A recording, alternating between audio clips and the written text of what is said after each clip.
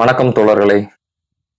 இன்னைக்கு மணப்பாறையிலேருந்து குளித்தலை போற ரோட்ல இன்ஸ்டால் பண்ண ஒரு பிளான்ட்டை பத்தி தான் பார்க்க போறோம். இந்த பிளான்ட்டை பத்தி பார்க்கணும்னா இதுக்கு முன்னாடி நம்ம ஒரு 6 பேனல் சிஸ்டம்னு சொல்லிட்டு ஒரு பிளான்ட் போட்டிருப்போம்.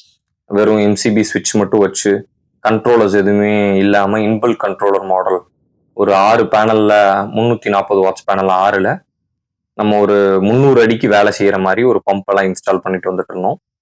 கடந்த ஒரு 4-5 வருஷமா அந்த பம்ப் தான் இன்ஸ்டால் பண்ணிட்டு இருக்கோம். அதுல வந்து அப்டேட் வெர்ஷன் தான் இந்த பம்ப், இன்னைக்கு நம்ம பார்க்க போற பம்ப். இதுதான் அவரோட சைட்டு.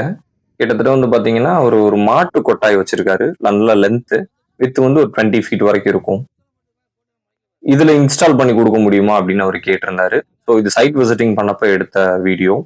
மொத்தமா ஒரு 3-4 ஏக்கர் வரைக்கும் அவருக்கு வச்சிருக்காரு. இபி சப்ளை கிடையாது, சோலார்ல மட்டுமே தான் அதை ரன் பண்ணணும் அப்படின்ற ஒரு நிலைமை. இங்க வந்து மொத்தமா ஒரு 4 சோலார் பேனல் 540ல 4 சோலார் பேனல்ல ஓடக்கூடிய பம்பிங் தான் போட்டிருக்கோம். பிளஸ் 350 வாட்ஸ் பேனலும் போட்டிருக்கோம். அது வந்து வேற லைட்டிங் பர்பஸ்க்காக அவருக்கு நம்ம பண்ணி கொடுத்துருக்கோம். ஸோ இது வந்து லைட்டிங் பர்பஸ்க்காக ஒரு 2 கிலோவாட்ல நம்ம பேனல் போட்டதோட வீடியோ. ரூஃப் டாப்ன்றதுனால அலுமினியம் சேனல்ல நம்ம mid clamp and set clamp use பண்ணி நம்ம அதை பண்ணியிருக்கோம். அது நிறைய இந்த எதுக்காக அந்த கிளாம்பிங்ஸ் யூஸ் பண்றோம், ரூஃப் டாப்ல எப்படி பண்ணணுன்றதெல்லாம் நம்மளோட நிறைய வீடியோஸ்ல போட்டிருக்கோம். இருந்தாலும் இதுல ஒரு ப்ரிலிமினரி ஒன்லைனா சொல்லிடுறேன். என்னதான் நீங்க தகர ஷெட் போட்டு கொடுத்துருந்தாலும் அதுக்கு மேல டைரக்டா பேனலை நம்ம ஃபிட் பண்றது கிடையாது. அப்படி பண்ணும்போது அதோட ஸ்டெபிலிட்டி ரொம்ப கம்மியா இருக்கும். அதனால நம்ம என்ன பண்ணுவோம்னா அலுமினியம் ரெயிலோ அல்லது ஜிஐ ரெயிலோ அதுக்கு மேல நம்ம ஒரு 4 பர்லின் இன்ஸ்டால் பண்ணிட்டு அதுக்கு மேலதான் நம்ம பேனல்ஸை ஏற்றுவோம். இது 340 வாட்ஸ் பேனலு. ஒரு 6 நம்பர்ல வரைக்கும் 6ல இருந்து 8 நம்பர் போட்டிருக்கோம். இதுல 8 நம்பர் போட்டிருக்கோம். இது வந்து லைட்டிங் பர்பஸ்க்காக அவங்களோட அந்த கோழி பண்ண, ஆட்டு பண்ண, மாடு இதெல்லாம் வச்சிருக்காங்க, அதோட லைட்டிங் பர்பஸ்க்காக அதை நம்ம பண்ணி கொடுத்தது. ஓகே, இதோட பம்பிங் பத்தி சொல்லணும்னா இது வரைக்கும் நம்ம இந்த பம்பிங் நம்ம வீடியோ அப்லோட் பண்ணல. இது ஒரு 100 மீட்டர், அதாவது 330 அடி வரைக்கும் வேலை செய்யக்கூடிய ஒரு பம்பு. 2 இன்ச் டெலிவரி வரும் மோட்டர்ல. நம்ம வந்து அதை கம்ப்ரஸ் பண்ணி ஒரு 1.5 இன்ச்சா கொடுத்துருக்கோம். ஏன்னா அது ப்ராக்டிக்கலா நம்ம ஃபீல்டு எக்ஸ்பீரியன்ஸ் பண்ணினதுக்கு அப்புறம் தான் இதை நம்ம மோட்டரை நம்ம வெளியில விட்டுருக்கோம். ஒவ்வொரு மோட்டருமே அதுக்கு முன்னாடி வந்த வெர்ஷன்ஸோட அப்டேட். அதுக்கு இப்போ நம்ம இன்ஸ்டால் பண்ணிக்கிட்டு இருக்கிறதுல கண்டிப்பா ஒரு சில டிராபேக்ஸ் எல்லாம் இருக்கும். ஃபார் எக்ஸாம்பிள், இதோட ஃபீட் 100 மீட்டரா இருந்தாலும் வாட்டர் லெவல் ஒரு பர்டிகுலர் ஃபீட்டுக்கு கீழே போகும்போது தண்ணி எடுத்து கொடுக்க முடியாது. அதுக்கு அதிகமான ஆர்பிஎம் தேவை. இந்த மாதிரிலாம் டிராபேக்ஸ் நிறைய இருக்கு. அதோட காஸ்டிங் அயன் போடுறதுனால அதுல துரு பிடிக்கும். அதுக்கப்புறம் வந்து பாத்தீங்கன்னா அதோட ஹெட் மட்டும் தான் காஸ்டிங் அயன், மற்றது எல்லாமே எஸ்எஸ்ல போட்டிருக்கோம், அதெல்லாம் துரு பிடிக்கும்.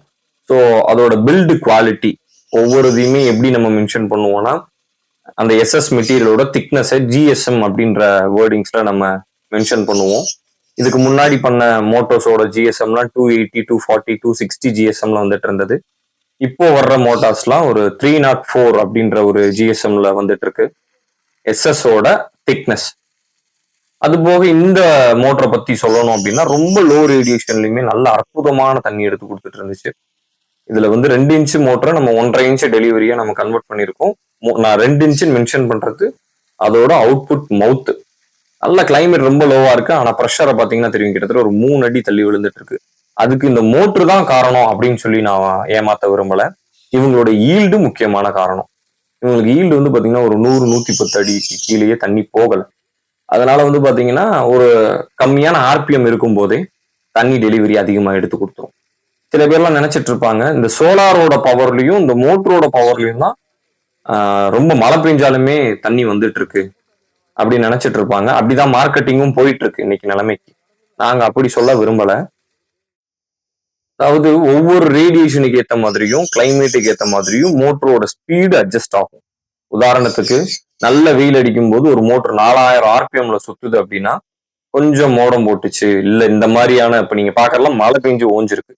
இந்த மாதிரியான கிளைமேட்ல எல்லாம் வந்து பாத்தீங்கன்னா உங்களுக்கு 1400 ஆர்பிஎம்க்கு மேல போகாது. நான் சொல்றது தோராயமா ஒண்ணு சொல்றேன் புரிஞ்சுக்கிறதுக்காக. 1400 ஆர்பிஎம்க்கு மேல போகாது. அந்த 1400 ஆர்பிஎம்க்கு என்ன ஆகும் அப்படின்னா இந்த 100 மீட்டர் வேலை செய்யக்கூடிய மோட்டரோட ஹெட் அது வந்து ஒரு 50 மீட்டராவோ ஒரு 30 மீட்டராவோ குறையும். அப்ப இந்த 30 மீட்டர் அளவுல தண்ணி இருந்துச்சுன்னா அப்ப வெளியில எடுத்து கொடுத்துரும். சில போர்ல எல்லாம் வந்து பாத்தீங்கன்னா 300 அடிக்கு நிப்பாட்டி இருப்போம், 250 அடிக்கு கீழே தான் தண்ணியே இருக்கும். அந்த மாதிரி போர்ல கொண்டு போய் போட்டு இதுக்கு முன்னாடி நீங்க ஒரு வீடியோல போட்டிருந்தீங்க மழை வர்றப்பே தண்ணி வந்துச்சு, ஏன் போர்ல ஏன் வரல அப்படின்னு கேட்டா அதுக்கு பதில் இதுதான். ஒவ்வொரு கிளைமேட்டுக்கு ஏற்ற மாதிரியும் ஹெட் குறையும் கூடும். இதுதான் இந்த சோலார் பம்பிங்ல ஒரு கஸ்டமராகவும் ஒரு புரிஞ்சுக்க வேண்டிய ஒரு முக்கியமான விஷயம். இது வந்து பம்பிங்காக நாங்க இன்ஸ்டால் பண்ணது 4 பேனல் 540ல 4 பேனல் பைஃபேஷியல் இன்ஸ்டால் பண்றதுக்கு ஒரு சில கண்டிஷன்ஸ் இருக்கு.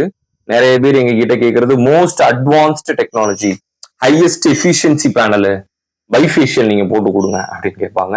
பைஃபேஷியலை போடுறதுக்கு ஒரு சில கண்டிஷன்ஸ் இருக்கு. அட்லீஸ்ட் ஒரு 1 மீட்டர் 3 அடியாச்சும் கேப் இருக்கணும். அப்பதான் அது ரெஃப்ளெக்டிவ் மெத்தட்ல உங்களுக்கு பவர் ப்ரொடக்ஷன் கொடுக்கும். அப்பதான் அந்த ரேட்டட் எஃபிஷியன்சின்றது கிடைக்கும். பொதுவா பம்பிங்ல நம்ம கான்சென்ட்ரேட் பண்றது வோல்டேஜ் அண்ட் ஆம்ஸ். ஒரு பர்டிகுலர் லெவலுக்கு மேல வோல்டேஜையும் நீங்க கொடுக்க முடியாது. ஆம்ஸை நீங்க எவ்வளவுதான் ஜாஸ்தியா கொடுத்தாலும் அது வேஸ்டா தான் போகும். ஸோ கரெக்டான கான்ஃபிகரேஷன்ல அதிகமா எக்ஸஸா பேனலும் போகாம ரொம்ப கம்மியான அளவு பேனலும் இல்லாம ஒரு கரெக்டான டிசைன்ல கொடுக்கறது தான் ஒரு ப்ரொஃபஷனல் கம்பெனியோட வேலை. அதை நாங்க சரியா பண்ணிட்டு இருக்கோம்னு நினைக்கிறேன். இந்த பம்பிங்கோட மொத்த காஸ்ட் வந்து பாத்தீங்கன்னா 1,45,000 ரூபாய். இதுல என்னென்னலாம் கொடுப்போம்னா இன்ஸ்டலேஷனுங்க, 4 பேனலுங்க, 300 அடிக்கு தேவையான ஹோஸு கேபிள். நல்லா தெரிஞ்சுக்கோங்க ஹோஸு. ஏன் இங்க நாம வந்து பைப்பு போடல, மற்ற இடத்துலலாம் ஆசீர்வாத் பைப் போடுவோம், இங்க ஏன் போடல அப்படின்னு இந்த மோட்டரோட வெயிட் 12 கிலோ தான் இருக்கும், 12ல இருந்து 15 கிலோ தான் இருக்கும். எக்ஸ்டர்னல் டிரைவ் மாடல் முக்கியமான ஒரு விஷயம். இந்த மோட்டர்ல ஒரு என்ன ஸ்பெசிபிகேஷன்னா இதுக்கு முன்னாடி கொடுத்ததுன்னா இன்பில்ட் கண்ட்ரோலர், மோட்டருக்குள்ளேயே ஒரு கண்ட்ரோலர் வந்துடும். அப்போ நம்ம மோட்டர் போயிடுச்சுன்னா அந்த மோட்டர் வெளியில எடுத்து அந்த கண்ட்ரோலரை மாத்தி சர்வீஸ் பண்ணி கொடுத்து விட்டுருந்தோம். அதெல்லாத்தையும் ரெக்டிஃபை பண்றதுக்காகத்தான் இந்த மாடல் வந்திருக்கு. இது முக்காவாசி ஜிஐ காஸ்டிங்லயும் வந்துட்டு இருக்கு ஹெட், காஸ்டிங் அயன்லயும் வந்துகிட்டு இருக்கு ஹெட், மற்றது எல்லாமே எஸ்எஸ்ல வந்துட்டு இருக்கு. ஓகே, எதுக்கு இந்த கண்ட்ரோலர் அப்படின்னு பாத்தீங்கன்னா பொதுவாகவும் ஒரு சில போர்கள்ல ட்ரை ஆயிரும், அதோட ஆர்பிஎம் டவுன் பண்ண வேண்டி இருக்கும், ஹை பண்ண வேண்டி இருக்கும். இந்த மாதிரி வேலை எல்லாமே நம்ம இந்த கண்ட்ரோலர் மூலியமா பண்ணிக்கலாம். இது ஒரு சேஃப்டி டிவைஸ்ன்னு வச்சுக்கோங்களேன். ரொம்ப ஆழமா போக வேண்டாம். பொதுப்படையா சொல்லணும்னா இது ஒரு அடிஷனல் சேஃப்டி, அந்த மோட்டருக்கான சேஃப்டி டிவைஸ்னு வச்சுக்குவோம். பிளஸ் அந்த கன்வர்ஷன் ப்ராசஸ் எந்த அளவுக்கு, அதாவது கன்வர்ஷன் ப்ராசஸ்னா சோலார்ல இருந்து வரக்கூடிய கரண்ட்டை மோட்டருக்கு தேவையான கரண்டா மாத்துது பாத்தீங்களா, அதான் கன்வர்ஷன் ப்ராசஸ்.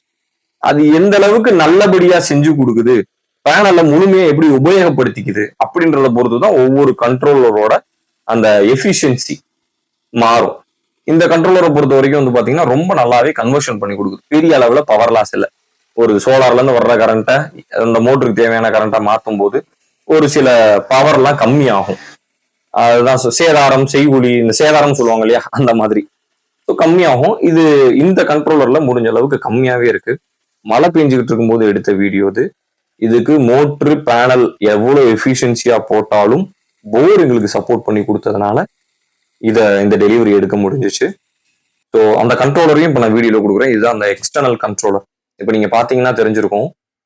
வோல்டேஜ் வந்து பாத்தீங்கன்னா இது ஆர்பிஎம் நினைக்கிறேன் 2900 ஆர்பிஎம் வரைக்கும் போயிடுச்சு. கொஞ்சம் வீல் அடிச்சிட்டு இருக்கு இப்ப. அதனால 2900 ஆர்பிஎம், கிட்டத்தட்ட 3000 ஆர்பிஎம் வரைக்கும் போயிருச்சு. இது கரண்ட் ரேட்டிங் 7 ஆம்ஸ். இதுல என்ன இன்னும் ஒரு அட்வான்ஸ்ன்னு பாத்தீங்கன்னா ஒரு சில போர்லாம் தண்ணியே இருக்காது.